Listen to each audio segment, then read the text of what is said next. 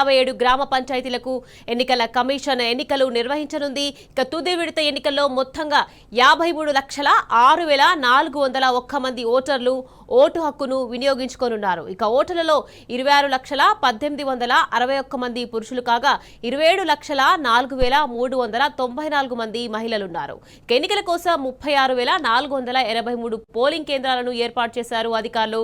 ఇక ఎల్లుండి సాయంత్రం 6 గంటల వరకు మద్యం దుకాణాలను మూసివేయనున్నారు.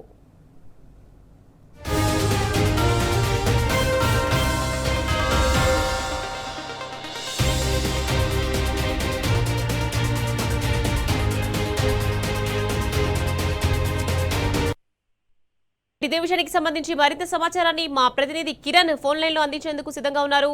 కిరణ్ చెప్పండి, ఇక తెలంగాణ వ్యాప్తంగా స్థానిక ఎన్నికల ప్రచారానికి తెరపడింది. తుది విడత పంచాయతీ ఎన్నికలు ఎల్లుండి జరగనున్నాయి. దీనికి సంబంధించి అప్డేట్స్ ఏంటి కిరణ్? మొత్తంగా తుది విడత ఎన్నికల ప్రచారం ఈ రోజు సాయంత్రం 5 గంటల వరకు ముగిసింది. మొత్తంగా ఈ ఎన్నికలకు సంబంధించినటువంటి అంశంలో 3 విడతలుగా నిర్వహించాలని కూడా రాష్ట్ర ఎన్నికల సంఘం భావించింది. 2 విడతలు ఇప్పటికే ముగిశాయి. ఎల్లుండి ఉదయం 7 గంటల నుంచి మధ్యాహ్నం 1 గంట వరకు 3వ విడత ఎన్నికల పోలింగ్ అనేది జరుగుతుంది. మధ్యాహ్నం 2 గంటల నుంచి కౌంటింగ్ ప్రక్రియ ఉంటుంది. అదే రోజు ఉప సర్పంచ్ ఎన్నిక కూడా ఉంటుంది. మొత్తంగా 3 విడతల్లో జరగాల్సినటువంటి ఎన్నికల్లో ఈ తుది విడతకు సంబంధించినటువంటి అంశంలో కూడా 182 మండలాల్లో 4,157 గ్రామ పంచాయతీలో ఎన్నికలు జరుగుతాయి. అందులో 394 గ్రామ పంచాయతీలు ఏకగ్రీవం కాగా ప్రస్తుతం 3,752 గ్రామ పంచాయతీలకు పోలింగ్ జరుగుతుంది. 28,406 వార్డుల్లో ఎల్లుండి పోలింగ్ ఉంటుంది. ఈ ఎన్నికల్లో దాదాపు 53,06,401 మంది ఓటర్లు ఉన్నారు. అందులో 26,18,161 మంది పురుష ఓటర్లతో పాటు 27,04,394 మంది మహిళా ఓటర్లు ఉన్నారు. 146 మంది ఇతర ఓటర్లు. మొత్తంగా 36,483 పోలింగ్ కేంద్రాల్లో ఈ పోలింగ్ అనేది జరుగుతుంది.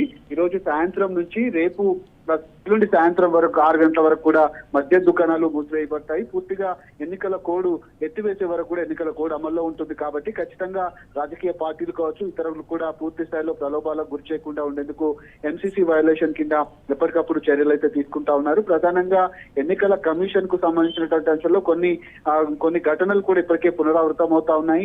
ఏదైతే మొదటి రోజు జరిగినటువంటి బ్యాలెట్ పేపర్ల మురికాలలో కొట్టుకొని పోవటం కావచ్చు, మరికొన్ని కంప్లైంట్స్ కూడా ఏదైతే ఎన్నికల కమిషన్ కు వస్తా ఉన్నాయి. ప్రధానంగా 3వ విడత ఎన్నికలకు సంబంధించి ఇప్పటికే 2 విడతల ఎన్నికలు సజావుగా జరిగింది. ఇప్పుడు 3వ విడత కూడా అనేక రకాల ఏర్పాట్లు చేస్తుంది. ఎక్కడ కూడా చిన్న ఇబ్బంది కూడా కలగకుండా ఉండేందుకు మానిటరింగ్ సెల్ నుంచి పూర్తి స్థాయిలో భద్రతా ఏర్పాట్లు కావచ్చు, పోలింగ్ సరళి కూడా రాష్ట్ర ఎన్నికల సంఘం పరిశీలిస్తోంది. ఎల్లుండి జరిగేటువంటి తుది విడత ఎన్నికలకు కూడా 2 విడతల్లో ఏ విధంగానైతే భద్రతను కొనసాగించారో 3వ విడత ఎన్నికలకు కూడా సజావుగా కొనసాగించాలని కూడా చూస్తా ఉన్నారు. ఈ నెల 20వ తేదీన గెలుపొందినటువంటి సర్పంచులు ఎవరైతే ఉంటారో వాళ్ళందరూ కూడా ప్రమాణ స్వీకారం ఉంటుందంటూ కూడా ఒక గెజెట్ ను ఇటీవల కాలంలో విడుదల చేసింది.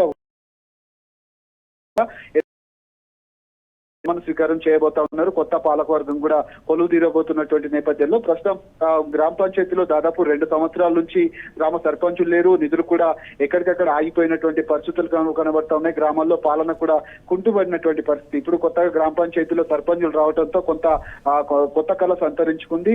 ఇప్పటి నుంచైనా అభివృద్ధి కార్యక్రమాలు జోరందుకుంటాయా, అది ఏంటి అనే దానిపైన కూడా కొంత స్పష్టత మనకు రావాల్సి ఉంది. మొత్తానికైతే 3వ విడతకు సంబంధించినటువంటి ఏర్పాట్లు అయితే కొనసాగుతున్నాయి. ఈ రోజు 5 గంటల వరకు అయితే ప్రచారం ముగిసింది. Right, thank you Kiran.